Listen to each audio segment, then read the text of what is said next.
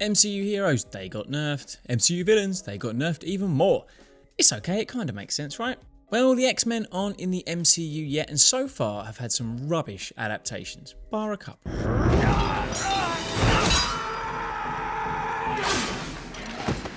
So which heroes got nerfed from the Children of the Atom?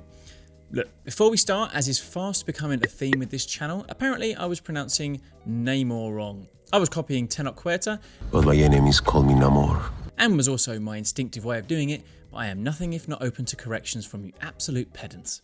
Oh yeah, and it's Nova Corps, not Corpse. That's just me being an absolute Philistine. Thank you everyone. Can Danny make it through another video without a bad pronunciation? Tune in and see. Anyway, I'm Darnie Backer and this is a 6 Degrees Trop Deptive, where we look at examples of common tropes in the movies. Today, the Adaptational WIMP trope, X-Men Edition, Hero Edition. So I bloody love the X-Men. They were the series that I read the most growing up. Look at all those shiny muscles. And I was so pumped for the movies when they came out. I remember the first images of Hugh as Wolverine with his claws out. I loved it. And while X2 for me is the best of the X films, the majority have been a bit rubbish, and a large part is the nerfing of the characters, which I understand is necessary, but it's still annoying. So in at number 1, it's only fair to start with the leader of the team, Cyclops, Mr. Scott Summers with his eye beams. Straight off the bat, something that the later movies didn't get quite right every time is that his eye beam is a concussive blast. It's not heat, dad, or a laser, or anything that will burn through something, despite the inconsistency throughout the comic runs early on.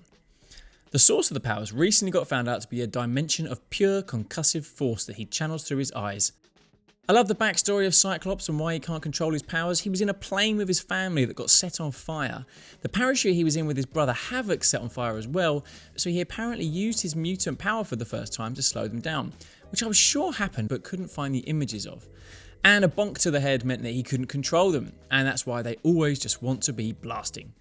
This was retcon later on, but I like it, it's a nice touch, and it's why he needs the dorky visor. Strike a pose. The visor, which is apparently controlled by a thumb switch, but I've never seen that mentioned again. So obviously his power is what most people know about him, and it's been nerfed a bit in the movies. When Scott goes full blast in the comics, it is big. Like when he's smashing it into Bishop to charging up, the power of that blast registered by Tony Stark is 2 gigawatts.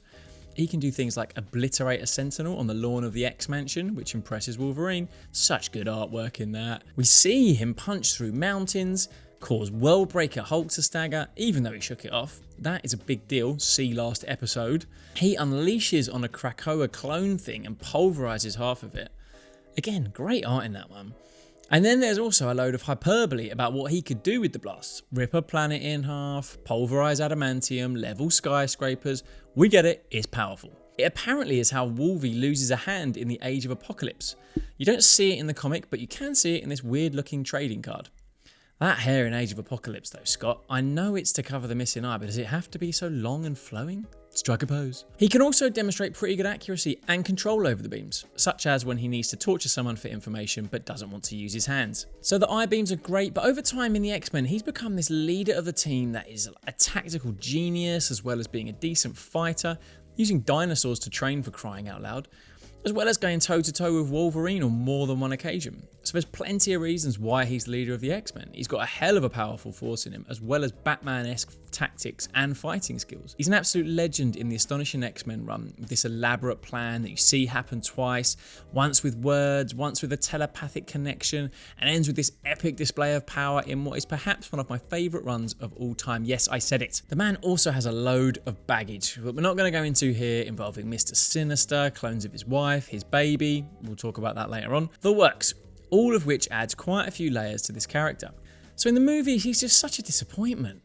All the way back in the first X-Men with Scott Marsden, what a handsome bloke. He has to literally touch his visor to use them. That is not practical. And while the blast is kind of like an explosion at the start, they do seem more concussive in this first one. And while when his glasses get pulled off by Toad, who will feature in another video, the uncontrolled blast is big, but it's basically standard practice for comic Cyclops. Great at getting frisbees though. Taught them to control their powers, and in time... The random kid, Cyclops in Wolverine Origins, also had a powerful blast, but it was burning stuff. Wrong. You already got it right in the first ones, why change it? We never really get to see the true power of those blasts in the original movies, mainly as they focus more and more on Wolverine. So that in the first run, he was bloody killed at the start of the third movie. Outrageous. In the reboot with Ty Sheridan, again, they're powerful, but it's burning stuff. Stop it! And again, he has to touch the visor. Rubbish. And then throughout it all, there's none of the tactician stuff really, and he's not really any good at fighting. And look, I know Scott has had a long and storied history, and used to be more lame and can be a bit of a dick, but there was potential to grow him in the movies, and they didn't. But as I'll end up saying with each of these, now they're in the MCU, they could do him better, we'll see. Okay, in at number 2, it is Ororo Munroe, aka Storm. So Storm is the first to date of what's known as an Omega level mutant in the Marvel Universe. There's not too many of them, there will be 2 more in this episode. Not these ones. They're basically the most powerful of all the mutants. Doesn't mean they're the most powerful beings, but amongst the Homo superiors, they're at the top. Storm's mutant power is weather control, and as usual, because the comics have more time and freedom to explore this, she's done some very cool things on the pages compared to the movies, which is why she's referred to as a goddess a lot of the time. She can obviously summon lightning, but she can also do it half the world away, sensing changes in the atmosphere and blowing planes out of the sky. And she can use it to destroy alien brood queens when indoors as well. She can generate ridiculously strong winds that could make a piece of straw penetrate steel, all while chained up by a kinky mutant. And she can do heat blasts that incinerate forests. Not great for the climate, mind. And she can do insane things like when she scrambled Mr. Sinister's brains. Hardcore. And she can break the sound barrier when flying at top speed. Finally, because Storm grew up on the streets of Cairo, she's got a load of thief-like skills and she's handy in a scrap, even holding off the Dora Milaje at one point. So needless to say, the movies haven't done her much justice. Let's look at Halle Berry's Storm first. Ooh, she's not had much luck playing superheroes.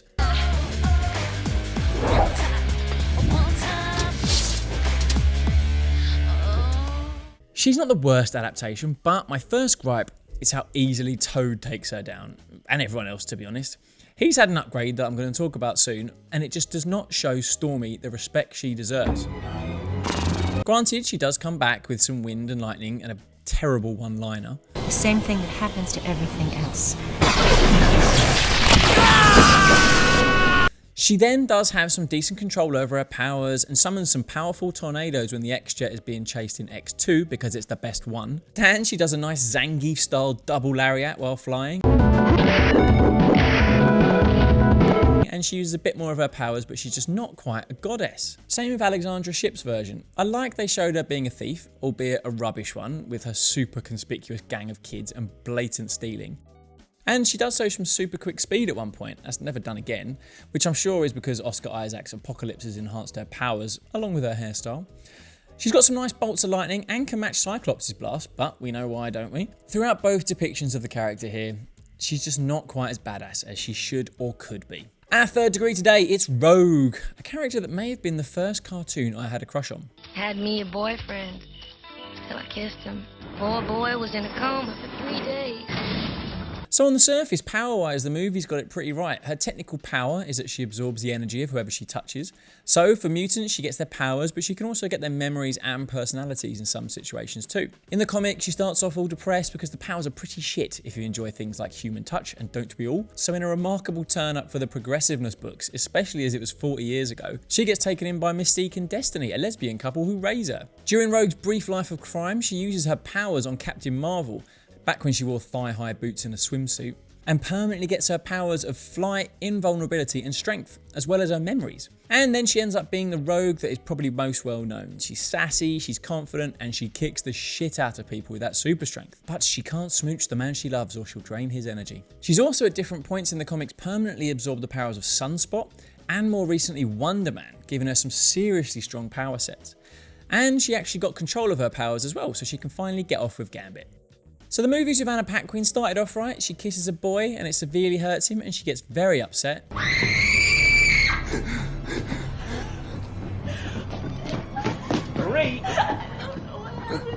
And then they move in a different direction with her joining the X-Men straight away. She's not the most useful in a fight though. She stops Pyro going nuts with the fire on the cops, but apart from that she doesn't do anything.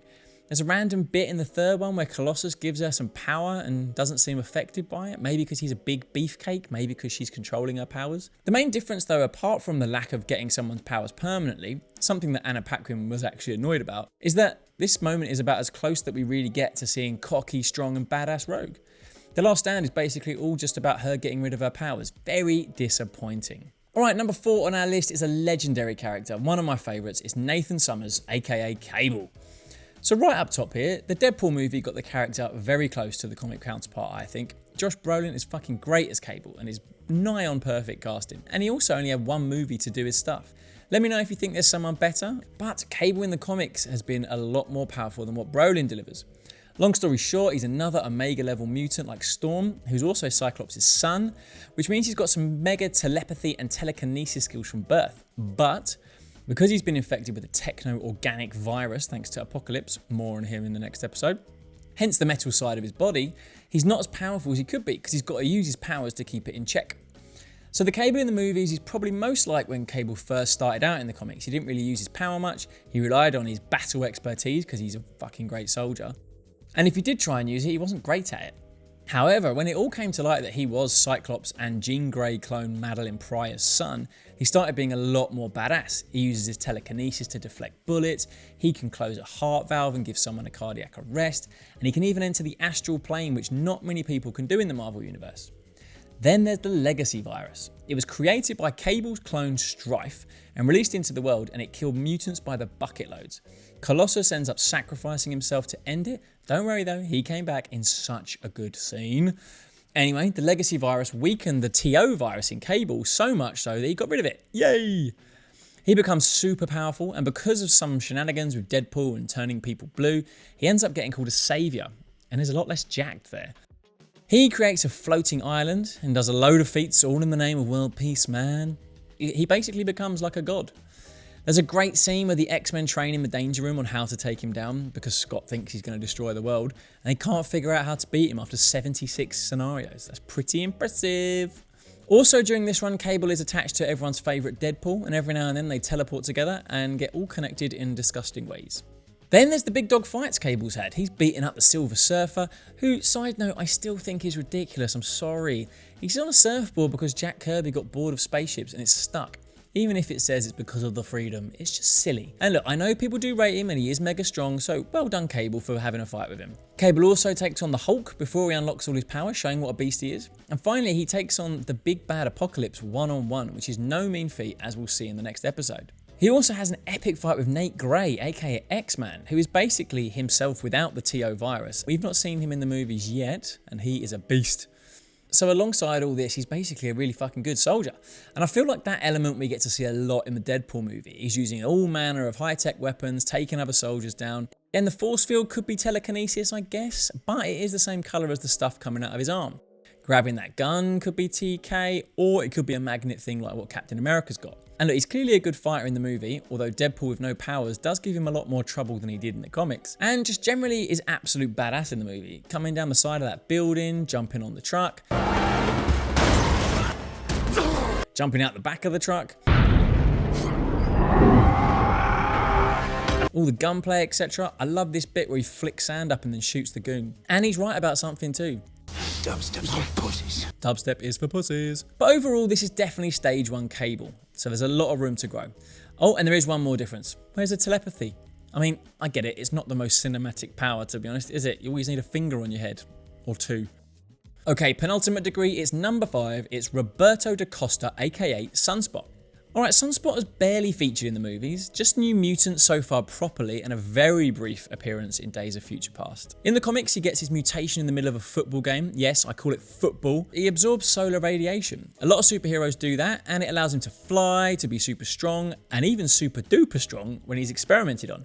And even more when he gets a disease called the Mpox that he made, long story, which I'm not sure mentions the fireproof business suits though. So yeah, when he originally has his powers, he can smash trees and lift cars, snore, but once he's experimented on by his old mate Gideon, he gets a load stronger. He talks a lot about how much stronger he is, here helping Hercules with some strength. He does draw blood from punching a Hulk. He holds this massive bit of machinery up with ease for ages. He can smack the hard but silly dude Silver Surfer through a wall with his energy blast, and look, he's also pretty skilled in his normal form. Look at him go! So the first time we see him in the movies, he's not a huge character, but he does look pretty good. And unfortunately, he's dispatched not once, but twice in Days of Future Past very easily. So despite looking the part, being able to fly, having some decent fire blasting powers, the super duper Sentinels just take him down. More on them in the next episode, actually. He's fleshed out in the New Mutants a bit more, and to be fair, he's young, so maybe he hasn't learned or developed his powers yet. He can go full fireball, and he can also just chuck them out of his hands, pretty skillful. And look, he's pretty strong catching that pew, and look, he's smacking the Demon Bear with it. He's going to win. Oh, wait, he got stomped. I wish the New Mutants lived up to the promise. Whilst it was better than the later X-Men sequels, it's just still not great. Okay, we're in the home stretch now. In at number 6, Bobby Drake, aka Iceman. Not to be confused with Richard Kuklinski. Oof, yeah, don't look up what he got up to. This one's a big nerf. Iceman is another Omega level mutant, similar to Cable in that he started as a bit boring with his powers as an original X-Man. He used to cover himself in snow. Oh, that's useful. But as time went on, his true power has gotten unlocked by various people. Loki did it to make him freeze all of Asgard, which made him a bit harder. Then Rasputin transformed him into a body made of actual ice, not coated in ice. And then Emma Frost did a similar thing, and he was left with some of that power. Dark Beast upped his power to a crazy level once, showing the potential he's got in him. And he's ended up with ridiculous levels of ice control. Even better than Elsa, man. He makes himself up of organic ice, he can change size and beat up giant-sized superheroes and get begrudging respect from Juggernaut, who he once beat up using wings and clones of himself, and he can reform himself if he gets smashed, suggesting that he may actually be immortal. He can even control elements at the molecular level, freezing someone's blood if he wants, hence the Omega level title. And he's also now being linked to the Frost Giants from Jotunheim. So Iceman was a founding X-Man in the comics, and in the movies he's there from the start as well as a student, basically as foil to Pyro who manipulates fire. So the movies, in fairness, have shown Bobby's progression from being a normal looking person who can control ice, like in the second best movie, when he freezes his mum's tea as his brother looks on and goes on to act like a real dick. Please state your emergency. I need the police. There are people in our house. They won't let us leave. Or with the wall when Stryker's in the mansion snatching up kids, or with his minty fresh breath helping Wolverine. And in the third abomination of a movie, he shows a bit of skill freezing a missile and a flaming car, and then in a nice progression of his power when he finally squares off against Pyro. Oh jeez, yes, fire and ice are opposites. The screenwriters must have had a field day when they realised that. But he mutates further to either cover himself with ice or become ice. I'm not quite sure here. Then we definitely do see him becoming ice and doing the classic ice slide in Days of Future Past that, to be honest, just doesn't quite translate to a live action film. It was done better by Frozone, to be honest. Frozone! Yeah! But the Super Sentinels deal with him easily. It looks like he's done for. No reform in there.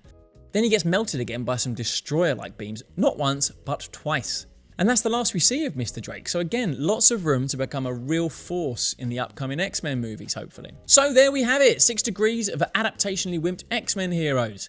A special mention to Wolverine, who in the first movies was more of a wimp, getting knocked out by a bullet, before the screenwriters saw the potential and made him a bit more Immortal-esque like in the comics, making him able to withstand a nuclear blast. Same for Deadpool. In that Wolverine film, his powers weren't particularly nerfed, but he was just made so shit in the worst comic adaptation in history. Luckily, the Deadpool movies more than made up for it. Once again, screenwriters realising the potential and leaning into comics more. So people, I want to thank you for watching. I genuinely love doing this and I love the passion in the comments. Keep it coming. Even if it is passionately disagreeing with me, passionately correcting me, or just general passionate pedantry. It's amazing. Thanks to the Respect Threads Reddit once again, and for tvtropes.org. And as always, if you like this video, smash the like, smash subscribe, and check out the other adaptational wimps and badasses. And look out for videos covering adaptationally wimped X-Men villains and X-Men badass adaptations. Coming when I've got a bit of time. Anyway, I've been Danny Baker, this is 6 Degrees, and I'll see you later.